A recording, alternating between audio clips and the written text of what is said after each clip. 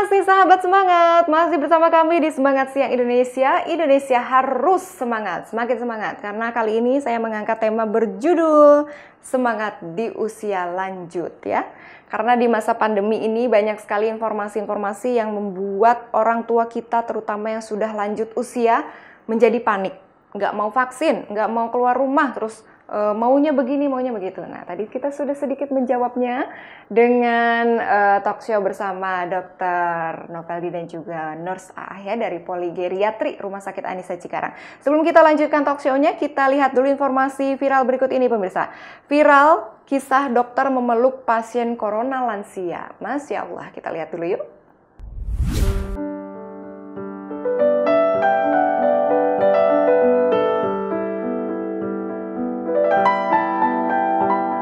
Sahabat semangat, aksi seorang dokter di Texas yang memeluk pasien COVID-19 lansia yang sudah berputus asa memicu keharuan. Momen pelukan hangat ini tertangkap kamera dan menjadi viral. Mengutip dari Detik, dilansir dari AFP, dokter itu adalah Joseph Veron. Sedangkan lansia yang dipeluknya adalah seorang pria yang tampak putus asa ketika dirawat di unit perawatan intensif COVID-19.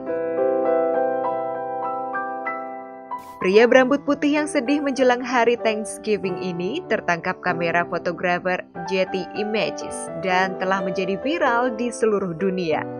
Veron, kepala staf di United Memorial Medical Center di Houston, mengatakan kepada CNN bahwa dia memasuki ruang ICU COVID-19 ketika dia melihat pasien lanjut usia bangun dari tempat tidurnya dan mencoba keluar dari kamar. Dia menangis. Jadi, ia mendekatinya dan ia bertanya. Sang pasien berkata, "Saya ingin bersama istri saya." Maka sang dokter seketika meraih dan memegangnya. Menurutnya, unit isolasi COVID-19 sulit bagi banyak pasien, terutama bagi para lansia. Bisa dibayangkan, Anda berada di dalam ruangan tempat orang-orang datang dengan pakaian antariksa, katanya. Dia bercerita bahwa beberapa pasien lansia sering menangis, bahkan ada pula yang melarikan diri dari rumah sakit lewat jendela. Namun, Veron mengatakan pria tua dalam gambar yang viral ini melakukannya jauh lebih baik.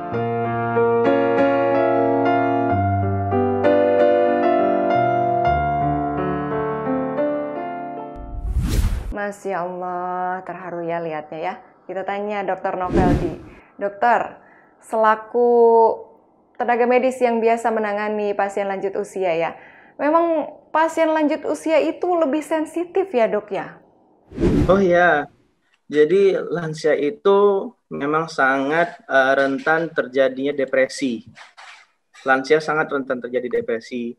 Eh, karena apa? Karena dia sudah terjadi tadi proses penurunan fungsi luhur yang sudah menurun, dia sudah tidak bisa aktif seluruhnya, gitu kan? Jadi dalam lubuk hatinya itu sendiri bahwa dia sudah tidak mampu lagi untuk melakukannya, tidak bisa mampu lagi bermanfaat atau seperti apa ya, membantu keluarganya lagi. Dia akan menjadi beban keluarganya seperti itu, akan berpikir gitu. Dan itulah yang menyebabkan terjadinya berbagai macam multipatologi penyakit depresi seperti itu. Sejauh ini dokter sering menangani pasien seperti itu? Oh, banyak sekali. Jadi kalau dari pengalaman pasien memang betul datang dengan penyakit-penyakit tertentu gitu kan, betul-betul penyakit. Tetapi setelah kita lakukan penggalian lebih dalam, konseling, langsung berbicara dengan pasien bahwa sebenarnya penyebab utamanya adalah bukan penyakit itu sendiri. Penyakit itu sendiri dia sudah menderitanya sudah lama. Tetapi apa? Ternyata ada masalah di keluarganya, ada masalah-masalah emosionalnya yang terganggu seperti itu. Akhirnya apa? Menjadi pemicu dari penyakitnya itu sendiri yang sudah dideritanya. Jadi depresi merupakan concern yang harus kita pegang betul. Jangan sampai kita edukasi keluarganya, edukasi pasien itu sendiri bahwa tetap memiliki jiwa yang sehat, memiliki pikiran yang sehat seperti itu. Memangnya penyakit apa saja dokter yang umumnya menyerang para lansia?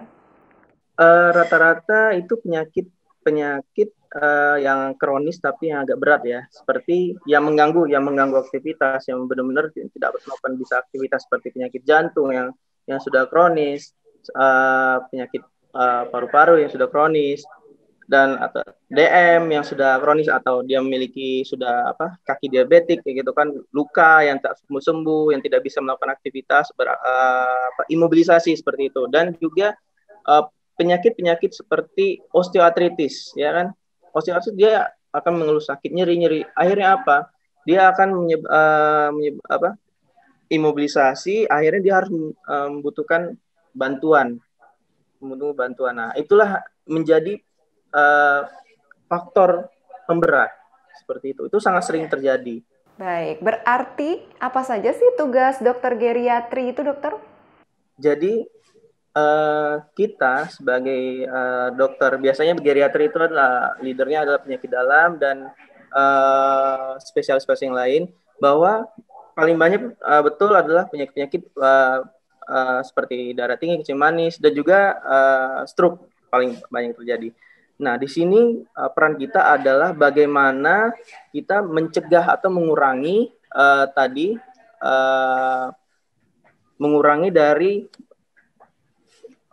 birokrasi sebenarnya. Birokrasi dia harus mendaftar di tempat lain. Kita memotong jalur dia berjalan seperti itu.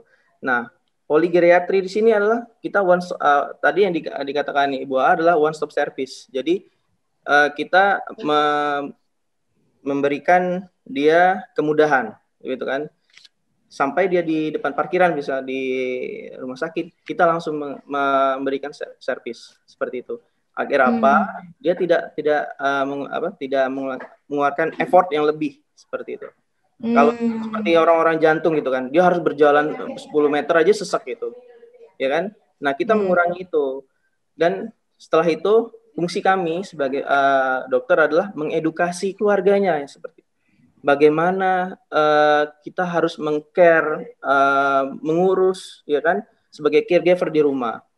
Apakah dianya makannya seperti apa, higienis seperti apa, seperti itu. Dan juga yang kita edukasi adalah bagaimana jarak dia dari tempat tidur dia ke toilet dia seperti apa. Apakah aman, apakah ada pegangan, seperti itu. Karena apa? Itu resiko-resiko yang akan terjadi, akan memperberat, akan terjadi di rumah, seperti itu.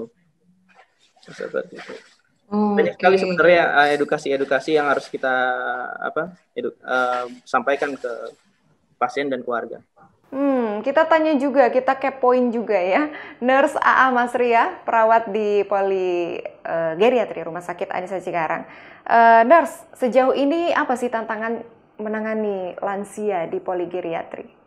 Baik, untuk tantangan yang harus kami hadapi mungkin untuk pasien-pasien geriatri yang tanpa pendampingan keluarga. Nah, mungkin itu agak kesulitan di kami ya. Tentunya kami juga terus memberikan peningkatan pendidikan terhadap SDM yang kami tugaskan untuk di poligeriatri.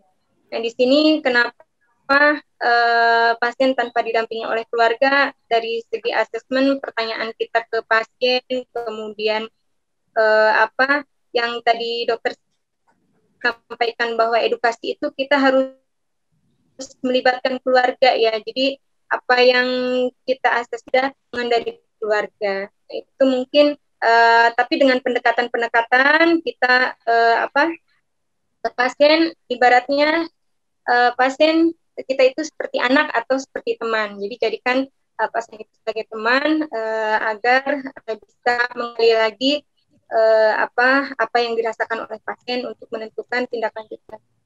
Baik, berarti bekerjanya harus dari hati begitu ya, Nurse? Ya, dari hati. Nah, kalau begitu Nurse, untuk memudahkan pemirsa, sahabat semangat untuk terhubung dengan Poligeriatri Rumah Sakit Anissa Cikarang, Nurse mohon disebutkan nomor telepon untuk ke Poligeriatri, silakan. Baik, untuk nomor extension poligeriatri kita di Rumah Sakit Anissa 021 890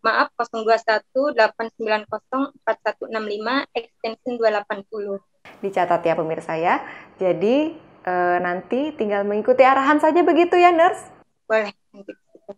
Untuk prosedur penerimaan pelayanan di poliklinik geriatri, kita begitu pasien datang di Rumah Sakit Anisa akan dilihat oleh security, karena memang kita satu pintu ya Bu ya, awal di security, karena sekarang protokol kesehatan harus cuci tangan dan ukur suhu dulu. Nanti security akan menilai apakah ada kebutuhan untuk bila pasien ada pendampingnya, yang mungkin kita libatkan pendamping pasien. Bila tidak ada, kita bantu dengan POS atau pembantu orang sakit. Nah, bila terlihat dari security ini pasien datang ada risiko jatuh, nah baru kita siapkan untuk kursi roda untuk mengantar pasien ke poligeriatri langsung. Jadi untuk pendaftarannya kita langsung percepat, baru kemudian tata laksana oleh perawat yang ada di poligeriatri, kemudian tata laksana oleh dokternya. Nah, nanti bila ada perlu tata laksana laboratorium atau misalkan ahli gizi ataupun fisioterapis yang tadi saya sebutkan, itu bisa datang ke poligeriatri.